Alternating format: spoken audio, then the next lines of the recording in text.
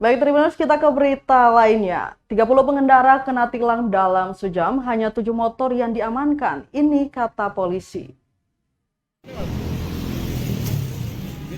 Selama 1 jam, Ditlantas Polda Maluku menggelar razia kasat mata di Jalan AM Sangaji, Kecamatan Sirimau, Kota Ambon, Rabu 8 Juni 2022. Tercatat sudah 30 pengendara roda 2 kena tilang di tempat.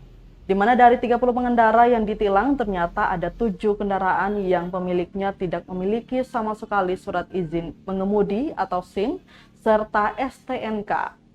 Kasegar Direktorat Lalu Lintas Polda Maluku, Ibtu Alexander Onaola, kepada tribunamon.com mengatakan razia kali ini sangat berbeda karena motor pengendara tidak ditahan, hanya saja STNK yang diamankan. Untuk pengendara yang tidak memiliki sama sekali surat kelengkapan berkendaraan, baru motornya diamankan ke markas Ditlantas Polda Maluku yang berada di kawasan Jalan Urimesing, Kota Ambon. Diberitakan kendaraan roda 2 yang melintasi Jalan AM Sangaji, Kecamatan Sirimau, Kota Ambon dihentikan dan diperiksa surat-suratnya. Penahanan puluhan kendaraan ini akibat para pengendara tidak menggunakan helm dan menerobos lampu merah.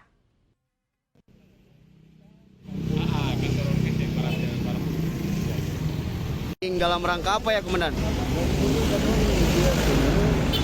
Itu dalam rangka yang sering terjadi kebanyakan ada lampu merah. Kalau itu pengendara yang sering selalu tabrakan ke lampu merah. Itu kan karena sering banyak terjadi kecelakaan. Pas lampu merah, mereka langsung terobos masuk lampu merah. Jadi begitu ya kita. Oh, sweeping. Udah banyak yang ditilang Pak hari ini ya? Ya.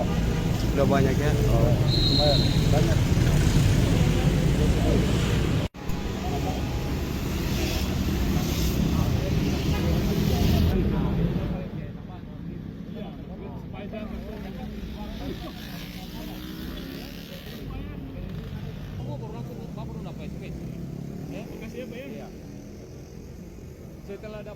Terima kasih sudah nonton. Jangan lupa like, subscribe, dan share ya.